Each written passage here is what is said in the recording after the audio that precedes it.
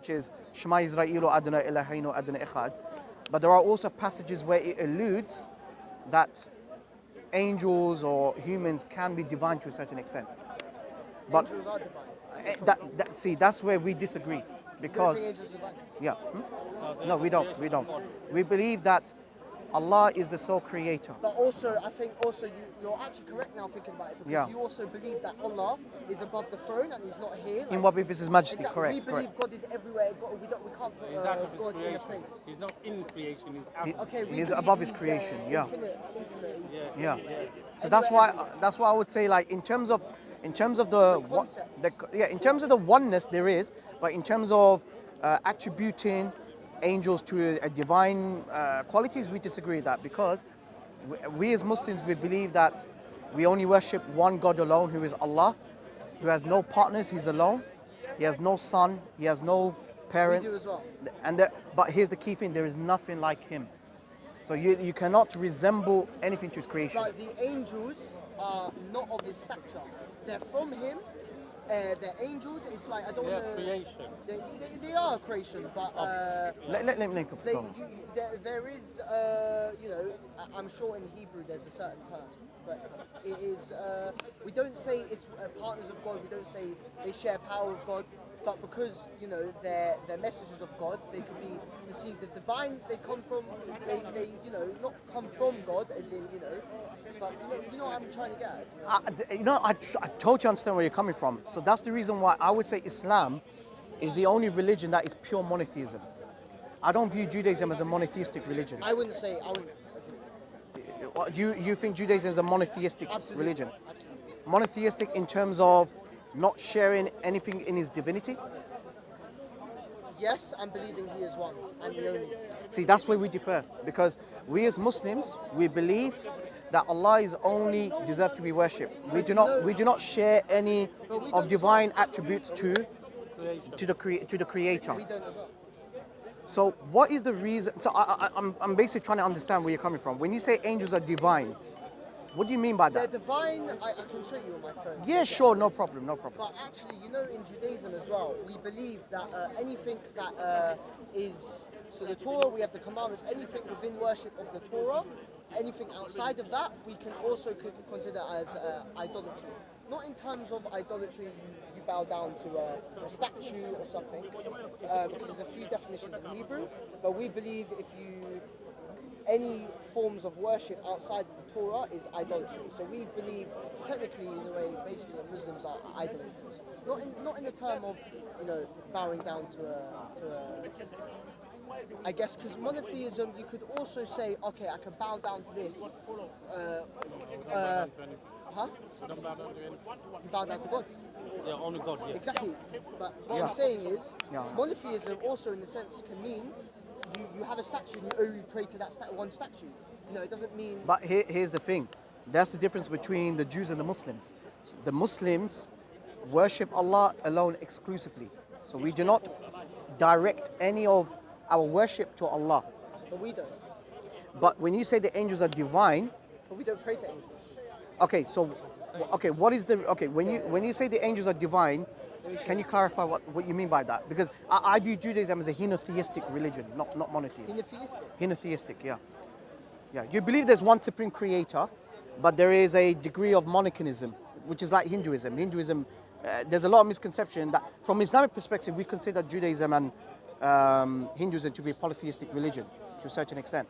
But however, Hinduism also believe in one supreme creator, Brahma, but they also believe that there is that he comes in different forms. So do you see where I'm coming from? Okay, but angels are described. You know what Kabbalah is? Kabbalah is a mysticism, yeah. So are you Kabbalist? I believe in all. Yeah. Kabbalah. So you're not an Orthodox Jew. Orthodox Jews also believe in Kabbalah. Okay, I see where you're coming from. You're into the mysticism. All of it. I don't reject any part of Judaism. Any part. Okay. So you have the Torah, you have the Talmud, and then Yeah. you have Kabbalah. You have Kabbalistic texts within. Yeah, I agree with that. You do have the Kabbalistic text, but are you saying that you agree that God is not like His creation? No. God doesn't resemble His creation. So I think where we are sort of conflicting each other is defining worship. that's where like we need to define worship. So how would you define as worship? And then I'll give my definition of worship. Worship? Yeah. Well, I would just, I did, from my point of view, is worship is just the one infinite single creator the one who we can't see. But do you not think the Hindus also worship multiplicity of gods as well, alongside Brahma But as the supreme we creator? only believe in one God. I don't understand that. No, but here's the thing: the belief in one God does not mean that you are free from worshipping other things. Yeah, but we So- don't worship. We reject this. It's within the Torah. We cannot anything other Yeah. than the God of Israel. Okay, one. I'll give you a definition of worship. Worship, and you I could say the same concept to you. I guess. sure. I would say worship by definition means we put we put our trust, our hope, and fear in only Allah. We do not put love, hope, fear into His creation. Do you agree with that definition of Yes. worship? So do you put your love, hope, and fear in the angels? No. So therefore, they cannot be divine. See, this is where divine.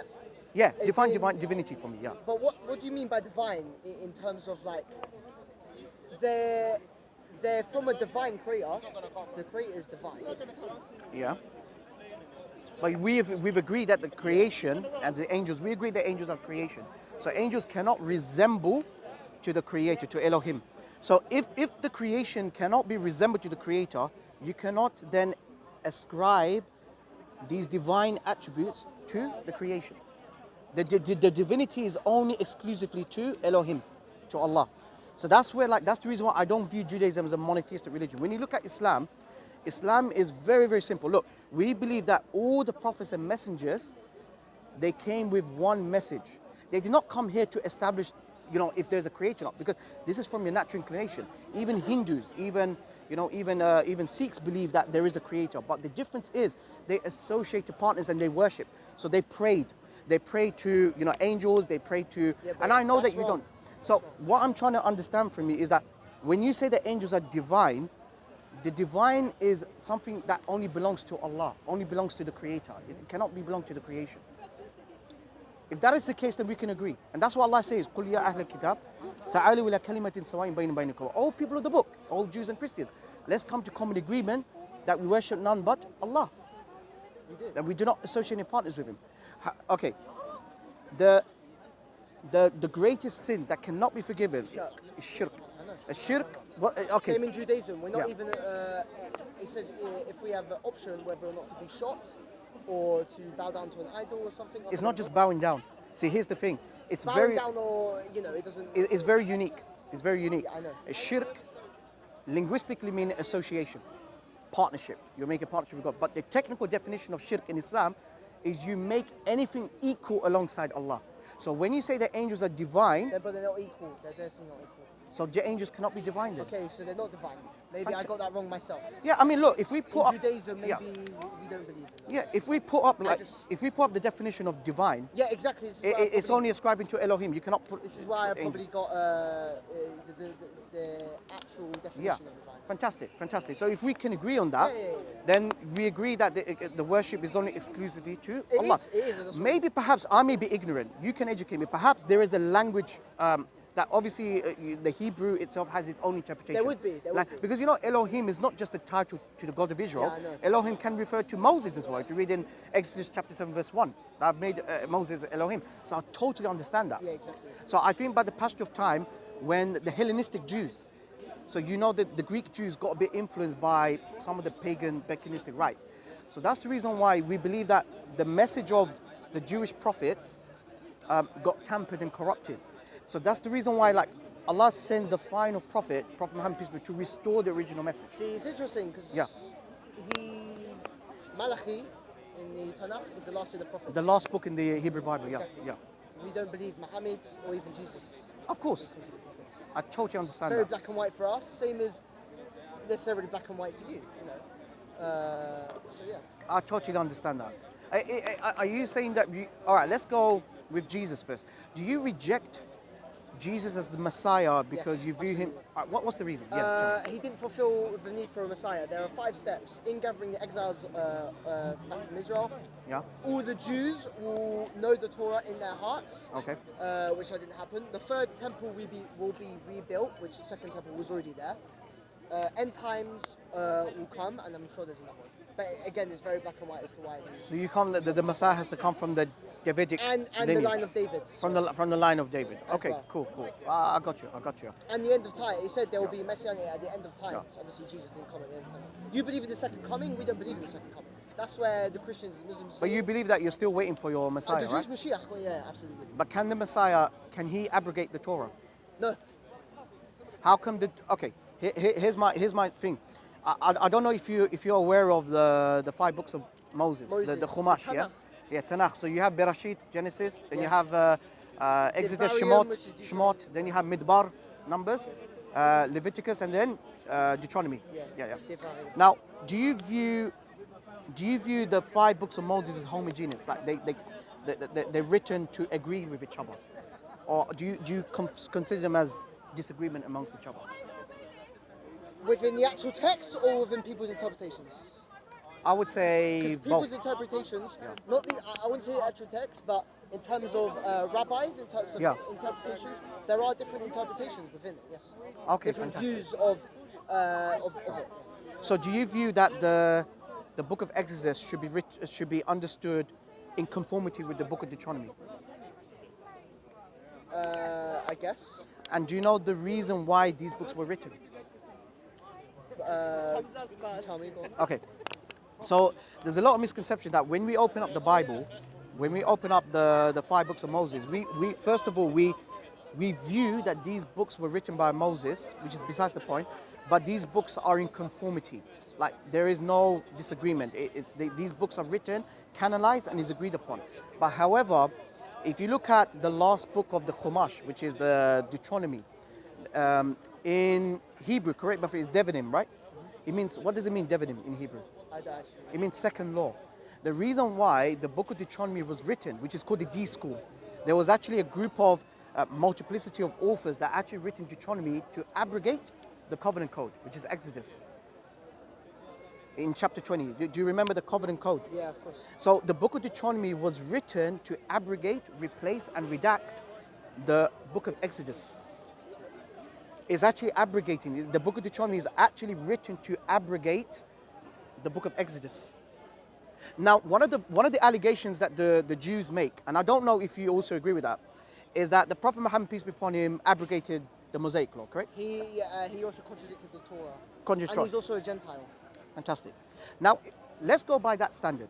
If that is the case, how come it was okay for the Jewish authorities to write the book of Deuteronomy to abrogate the covenant code? If that is acceptable, then why do you have a problem with? I don't know about this one here. That's why you should go and research, because if you look at why the book of Deuteronomy was written, it was actually replaced. It's actually to replace Exodus. If I understand Yeah. what you're trying to get at, but Yeah. if I got a knowledgeable Jewish man Yeah. to speak here, Yeah. he would also counteract and tell you. Of course, Do no you know what problem. I mean? That's I follow it. Yeah. I don't know that much detail to go into. Yeah. I would say. Like for a example, debate, for example, I'll give you an example, which is like the Sabbath. If you read in Exodus, is the covenant code, it says remember the Sabbath. But then if you read in Deuteronomy, it means keep the Sabbath. Which one is it? Are you supposed to uphold the Sabbath, or are you supposed to remember the Sabbath? In Hebrew, I'm guessing the meaning would mean Zachar. the same thing. Zachor. Yeah. But actually, it's not used. It's actually used different Hebrew words. So Zachor, if I'm not mistaken, dhikr, remembrance in Arabic. In Hebrew, correct me if I'm wrong, Zachor. So which one is it? Is it remembering the Sabbath or keeping the Sabbath? But both. How can you reconcile both? But how can't you? Because even one of your biggest Jewish scholars, if I'm not mistaken, I need to check up, Abraham bin Ezra, had this issue. How can we conform these 2 commandments? One is found in Exodus to remember the Sabbath, the other one's to keep the Sabbath. If you look at Part of the 613 commandments. it's part of the 630 mitzvot, but what I'm trying to say is that the book of Deuteronomy was written to actually abrogate the covenant code, which is in Exodus. So my point is this: if that is accepted and it's canonized in the Chumash, the book of Moses, why is it wrong for Prophet Muhammad, peace be upon him, to abrogate the Mosaic law? Ask the rabbi. Okay. Ask the rabbi. No problem. No problem. No problem. But you're speaking to you. Good speaking to you. What's your name? I'm Yahal. Yahar, yeah? Raihan, nice to meet you, Yahar, yeah? Ask what you got. Keep researching Islam. You know, mashallah, you got a Muslim friend. Look into it. Look into it, because look, when you look at the history of the Old Testament, we think that we're reading the Old Testament like as though they're all written to agree each other. But actually, these books were written to actually abrogate each other. If you just look at Deuteronomy, why is it called second law? It's called second law to abrogate the covenant code in Exodus. And also, if you say Prophet Muhammad is Goyim, what about Abraham? Father Abraham. Yeah, but he was the father of the Hebrews. But are He was Hebrews? father of the Hebrew of the Hebrew nation. But his ethnicity was what? He was from the Chaldeans. He was not from the lineage of Israel. Why? But there was he started off the chosen nation. But my question Within is, the covenant, yeah. What God about said there Israel? will be Jewish Was Israel an Israelite? Jacob. Yeah. Why is it okay for you to accept the father of Judaism, why do we call Islam, Judaism and Islam? Sorry, yeah, barakallahu feek. Why do we have high respect for Abraham? Why? Because of the concept of submission. Not because of his ethnicity, not because he's not a Jew or an Israelite. He's a Goyim. He's a Gentile, he's a non-Jew. Abraham was from Iraq, modern day Iraq. He's from the Mesopotamia. So he is like the father of Judaism. He's actually the father of Judaism. He is. Exactly. So if you're going to be consistent, then reject Abraham. No, how can we reject Abraham? Exactly. So the criteria is not your ethnicity, if he's a Goyim or not. You had, for example, you had Balaam. I know Balaam considered to be Gentile prophet, but he was considered to be false. I get that. What about Adam? He was Goyim. We don't believe he's a prophet.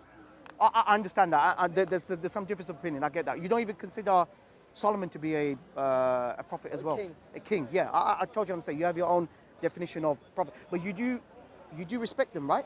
Of course, Solomon, king of Israel. Fantastic. So my point is this: that look, if the father of Judaism, Ibrahim alayhi salam, Ibrahim alayhi salam, peace be upon him, if you respect Abraham, Father Abraham is not even a Jew, he's a Goyim, that should not be your criteria. You know what the criteria is? First of all, there's a criteria. If you read in Deuteronomy chapter 13, the criteria of a prophet is number one, he shall not speak in the name of other gods. He shall only speak in the name of Elohim. You look at the message of Prophet Muhammad, peace be upon him. I understand your point, but no, Yeah? we definitely have it. But think about it. I have, and I will, but I don't need to because I already believe what I believe. I know, but you got to be consistent, because if you accept Father Abraham to be the father of Judaism, who's a Goyim, who's a Gentile, then you should leave Judaism, but you're not. Why? Because you respect for him. Anyway, man, I gotta go. No problem. It's a pleasure speaking to you. And may Allah guide you, Ameen. Next time, hopefully, we'll speak to Joseph. We'll get Joseph in. Oh, Joseph. Yeah. Are you talking about the Jewish guy. the Zionists? The Zionist, yes. Yeah, look, many Orthodox rabbis do not consider to be a proper Jew. He's an Ashkenazi Jew. You know who I respect? Josh, the young Jew. I respect him. Every Jew is at least some form of Zionist. I'm telling you. No, not all Zionists has to be Jew. No. Yeah, you're right. Because you get Christian Zionists. Exactly. But Zionism every Jew has a form of Zionist. but not necessarily. It does. Because even the Jews who say free Palestine and Yeah. whatever, But isn't they it- still believe at the end of days when Mashiach comes. But he hang will on. return. But you're not in the end of days yet. Exactly. But you're not allowed But to. they're Zionists to come. But no, I get you. But hang on. Yeah, no problem. I'll make a point. Then I'll leave it.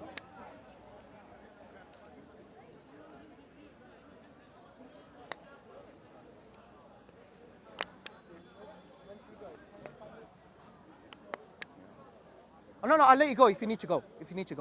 My point is, according to Judaism. Give me a second, I'll sorry, call you back. Yeah, and my point is this, I'll let you go. And thank you for taking your time, really appreciate it.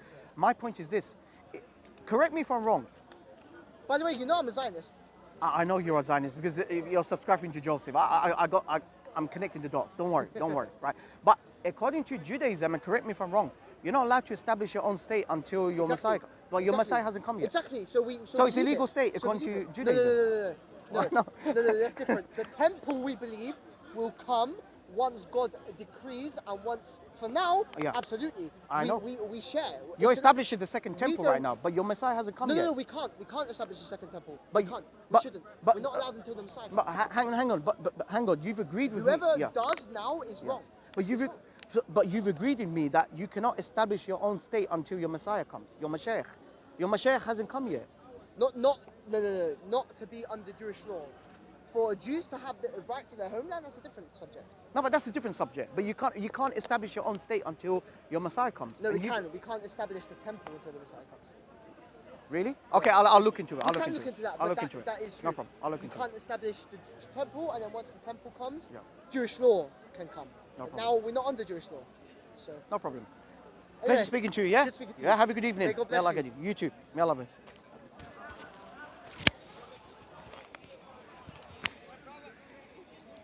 Oh, okay. بسم الله الرحمن الرحيم الحمد لله رب العالمين والصلاة والسلام على رسول الله وعلى آله وصحبه أجمعين أما بعد السلام عليكم ورحمة الله وبركاته. Hope you're doing well, brothers and sisters. So I just had a nice conversation with a Jewish person, and although he's a Zionist supporter, unfortunately, but he was willing to listen. He had his Muslim friend as well. We had a friendly discussion. So we ask Allah subhanahu wa ta'ala to guide him to Islam. Ameen. Jazakallah for listening. Assalamu alaikum wa rahmatullahi wa barakatuh. Thank you. It's Maghrib now, isn't it? Yeah. Oh yeah. Make sure you check everything. All right, cool.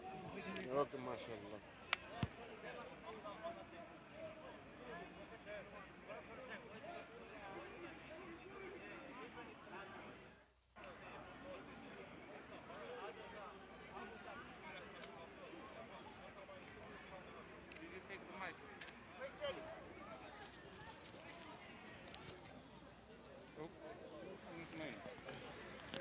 Take this one, I don't want.